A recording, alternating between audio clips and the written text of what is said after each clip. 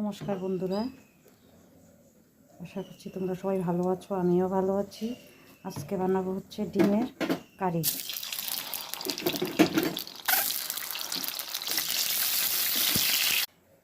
পেঁয়াজ রসুন কুচি,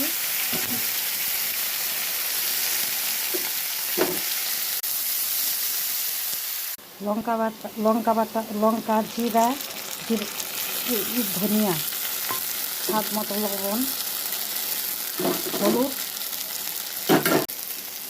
টমেটো, পেঁয়াজ রসুন বাটা, সামান্য জল দিয়ে মশলা ভালোভাবে কষিয়ে নিতে হবে। ঝোলটা দিয়ে দিলাম, জলটা দিয়ে দিলাম। আমার ডিমের কারি রেডি। আশা করি আপনাদের ভালো লাগবে।